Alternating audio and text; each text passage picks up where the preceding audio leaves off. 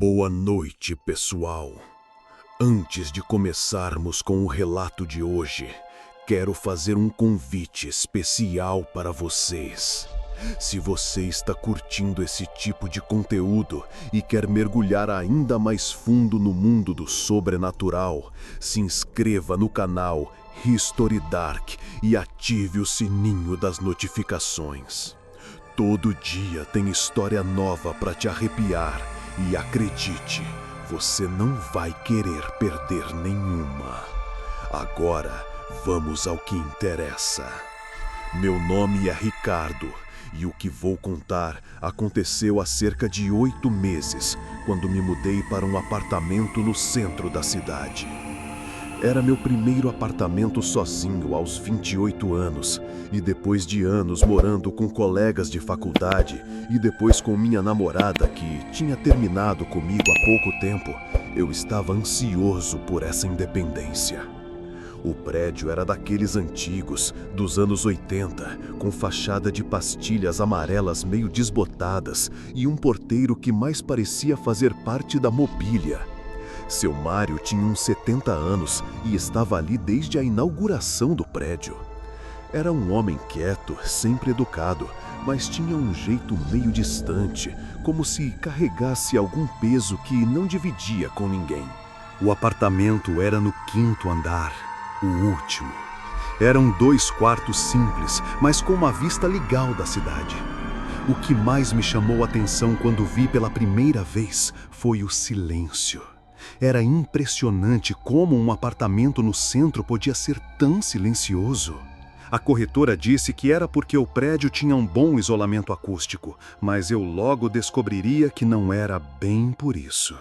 Os primeiros dias foram normais. Eu estava ocupado demais organizando as coisas, comprando móveis, me adaptando à rotina de trabalho para reparar em qualquer coisa estranha. Era gostoso ter meu próprio espaço, fazer minhas próprias regras, assistir TV até tarde sem incomodar ninguém. Foi na 2ª semana que comecei a notar os ruídos. Todo prédio antigo tem seus sons característicos, né?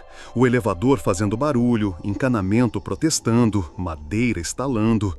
Mas o que eu ouvia era diferente. Eram passos. Passos no apartamento de cima. Isso não seria estranho, claro, se houvesse um apartamento em cima do meu. Mas eu morava no 5º andar, o último andar do prédio. Acima de mim só havia o telhado. Os passos sempre começavam por volta das 2 da manhã. Não eram passos corridos ou desesperados. Eram lentos, cadenciados, como de alguém caminhando sem pressa pela sala. Eles duravam cerca de 10 minutos e depois paravam completamente. Nas primeiras vezes, achei que podia ser algum animal. Gatos costumam subir nos telhados, né? Mas o som era pesado demais para ser um animal pequeno. Tinha um ritmo humano, um peso humano. Depois de uma semana ouvindo isso toda noite, resolvi perguntar para o porteiro. Desci até a portaria numa manhã de sábado e encontrei seu Mário organizando algumas correspondências. Seu Mário, comecei, tentando soar casual. O senhor sabe se alguém tem acesso ao telhado do prédio? Ele parou o que estava fazendo e me olhou com uma expressão que não consegui decifrar. Não era surpresa, não era irritação. Era algo mais próximo de preocupação? Por que pergunta, filho? É que eu tenho ouvido uns ruídos lá em cima durante a madrugada. Parecem passos. O silêncio que se seguiu foi desconfortável. Seu Mário voltou a mexer nas correspondências, mas as mãos dele tremiam um pouco. Deve ser o vento, ele disse finalmente, sem me olhar. Essas telhas antigas fazem muito barulho quando venta. Eu sabia que não era vento. Vento não faz ruído com a cadência de uma caminhada. Mas algo no jeito dele me disse que era melhor não insistir no assunto. Na noite seguinte, os passos voltaram. Dessa vez prestei mais atenção. Eles começavam sempre no mesmo ponto, o que seria acima da minha sala, e seguiam um trajeto que parecia formar um retângulo, como se alguém estivesse caminhando em volta de algo, inspecionando. Resolvi fazer um teste. Na noite seguinte, quando os passos começaram, bati 3 vezes no teto com o cabo de uma vassoura. Os passos pararam imediatamente. Por cerca de 1 minuto, houve silêncio total. Depois, 3 batidas vieram de cima, exatamente no mesmo ritmo que as minhas. Meu coração disparou. Aquilo não era o vento. Tinha alguém lá em cima, alguém que havia respondido ao meu sinal. Na manhã seguinte, fui até a administração do prédio. A síndica, Dona Lourdes, era uma senhora de uns 60 anos que morava no 2º andar e conhecia a história de cada apartamento desde que o prédio foi construído. Dona Lourdes, eu preciso saber se existe algum jeito de alguém acessar o telhado do prédio, disse direto ao ponto. Ela me olhou por cima dos óculos de leitura. Existe uma porta de acesso, sim. Fica no final do corredor do 5º andar, perto do seu apartamento. Mas ela sempre fica trancada. A chave fica com quem? Comigo e com o porteiro. Por quê? Expliquei sobre os ruídos. Ela ouviu em silêncio e quando terminei, sua expressão havia mudado completamente. Ricardo, ela disse, a voz mais baixa, você é o 3º morador do 503 que me procura com essa história. Como assim? Ela suspirou fundo antes de continuar. O apartamento onde você mora, ele já teve outros inquilinos antes. O primeiro foi o senhor Antônio, um aposentado muito simpático. Ele morou lá por 2 anos e sempre reclamava dos mesmos ruídos que você está ouvindo. Dizia que alguém caminhava lá em cima toda madrugada. E o que aconteceu com ele? Ele se mudou de uma hora para outra. Não deu explicação, não quis nem o depósito de volta. Só fez as malas e foi embora. E o segundo inquilino? Marina, uma moça da sua idade. Ficou apenas 4 meses. Ela também ouvia os passos, mas disse que começou a ouvir outras coisas também.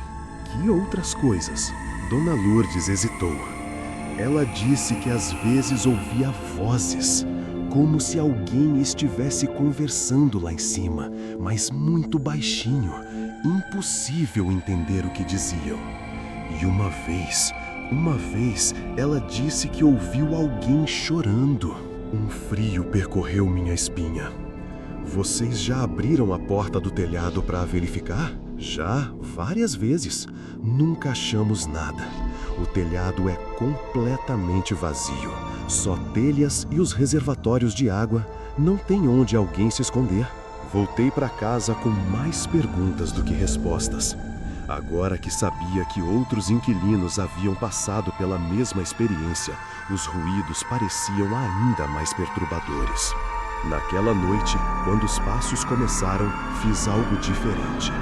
Em vez de ficar na cama tentando ignorar, levantei e fui até a sala. Fiquei parado no centro do cômodo, olhando para o teto, acompanhando o som dos passos. Eles estavam exatamente acima de mim, movendo-se em um padrão que agora eu conseguia mapear mentalmente. Era como se alguém caminhasse formando um quadrado, sempre no sentido horário, sempre no mesmo ritmo. Resolvi contar os passos. Eram sempre 48 passos, nem mais, nem menos. Depois disso, silêncio total. Foi na 5ª noite, depois dessa contagem, que ouvi a primeira voz. Era uma voz masculina, baixa, como se estivesse sussurrando para alguém muito próximo. Não conseguia entender as palavras, mas o tom era de conversa íntima, quase carinhosa. Na 6ª noite, ouvi a resposta. Uma voz feminina, igualmente baixa, igualmente carinhosa. Na 7ª noite, ouvi o choro. Era um choro contido, abafado, como de alguém tentando chorar em silêncio para não incomodar. Durou apenas alguns minutos, mas foi o suficiente para me deixar completamente sem dormir. Foi então que tomei uma decisão. Ia descobrir o que estava acontecendo lá em cima. custasse o que custasse. No dia seguinte, conversei com Dona Lourdes novamente e pedi para ela me emprestar a chave do telhado. Ela hesitou, mas acabou concordando, com a condição de que eu fosse acompanhado pelo seu Mário. Às 9 da manhã de um domingo, eu e o porteiro subimos até o 5º andar. A porta de acesso ao telhado ficava no final do corredor, uma porta de ferro pintada de azul que parecia não ser aberta há muito tempo. Seu Mário colocou a chave na fechadura e ela girou com dificuldade. A porta abriu com um rangido alto que ecoou pelo corredor vazio. Do outro lado, havia uma escada estreita de concreto que levava ao telhado. Subimos em silêncio, eu na frente e o porteiro logo atrás. O telhado era exatamente como Dona Lourdes havia descrito.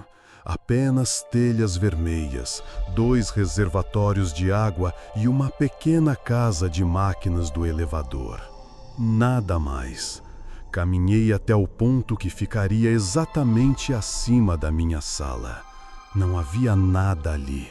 O piso era de concreto liso, sem nenhuma marca ou sinal de que alguém caminhasse regularmente por ali.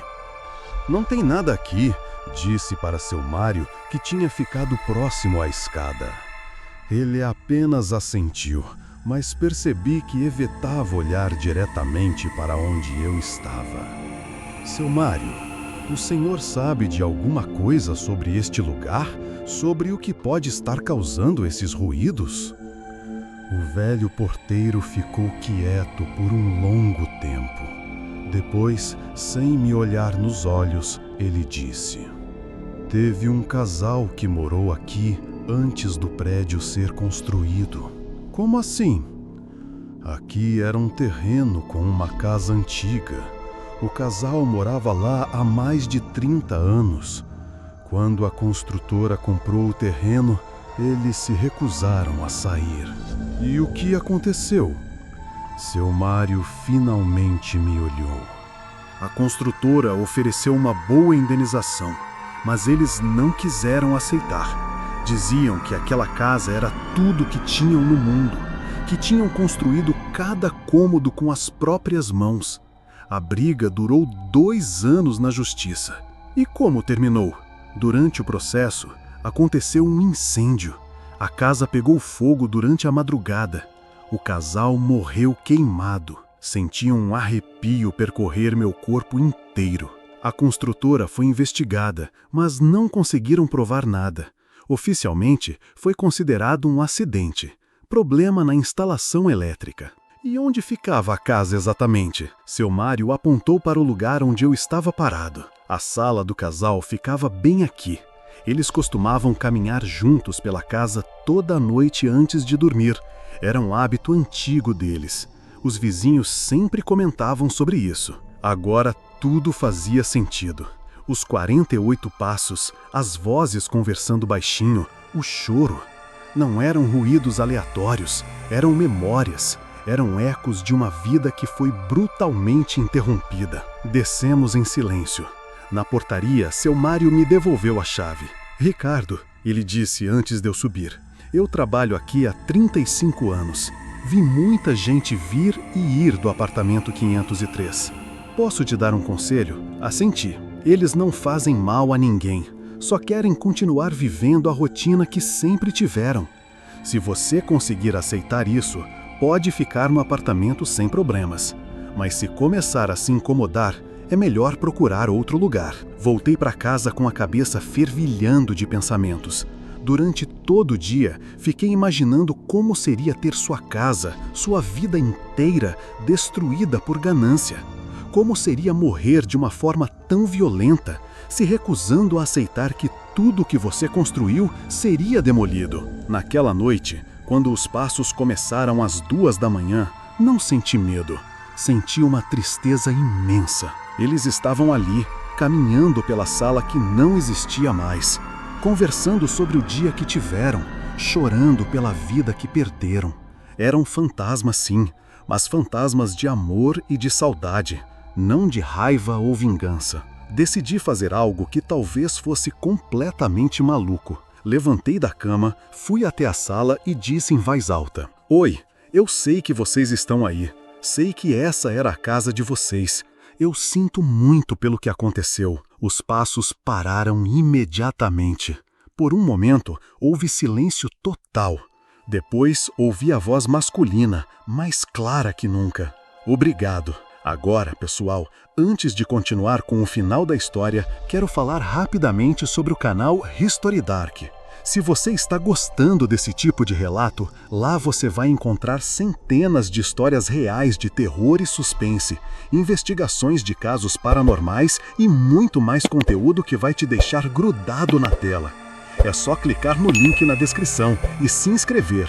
Garanto que você não vai se arrepender.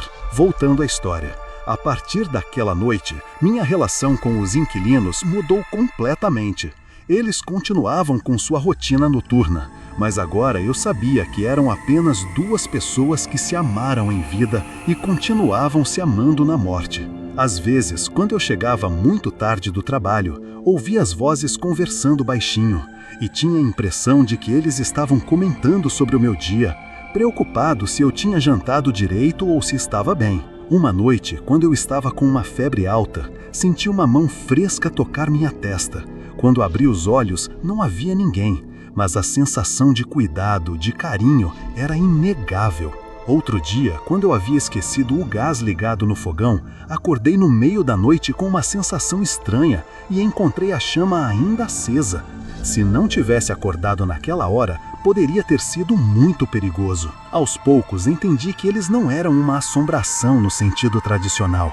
Eram guardiões, cuidavam daquele espaço e de quem morava nele, da mesma forma que cuidaram da casa deles em vida. Morei no apartamento 503 por mais 6 meses depois dessa descoberta.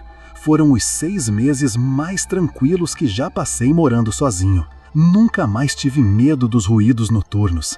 Na verdade, eles se tornaram reconfortantes, como ter a presença de avós carinhosos cuidando de mim. Só saí do apartamento quando consegui a promoção no trabalho e pude me mudar para um lugar maior. Na minha última noite lá, deixei uma carta sobre a mesa da sala. Dona Maria e seu José eram os nomes que imaginei para eles. Muito obrigado por terem cuidado de mim. Vocês transformaram um apartamento em um lar. Espero que encontrem paz e que um dia possam descansar juntos para sempre. Na manhã seguinte, quando terminei de carregar minhas coisas no caminhão de mudança, senti uma brisa fresca tocar meu rosto, mesmo não havendo vento. Era a despedida deles. Hoje moro em Pinheiros, em uma casa que construí com muito carinho. Mas às vezes, quando preciso ir ao centro e passo pela Bela Vista, olho para aquele prédio de pastilhas amarelas na mesma rua onde tudo aconteceu e aceno discretamente para a janela do 5º andar. E vocês sabem o que é mais interessante? Soube pelo seu Mário que depois que saí, o apartamento 503 ficou alugado para um casal jovem há quase 2 anos. Eles nunca reclamaram de ruído algum. Talvez porque agora tenham a companhia que sempre desejaram. Talvez porque finalmente encontraram inquilinos que entendem o verdadeiro significado de lar. Às vezes, o que chamamos de assombração é apenas amor que se recusa a morrer. E sinceramente, num mundo tão cheio de ódio e indiferença, isso não me parece uma coisa ruim. É isso aí, pessoal. Espero que tenham gostado da história de hoje. Se você chegou até aqui, deixa um like para fortalecer o canal e não esquece de se inscrever no History Dark para mais conteúdo assombrado. Tem material novo todo dia e garanto que você vai encontrar histórias ainda mais arrepiantes que essa. Nos vemos na próxima. E lembrem-se, nem todo barulho na madrugada é motivo para ter medo. Às vezes, É só alguém tentando dizer que você não está sozinho. Um abraço e até a próxima.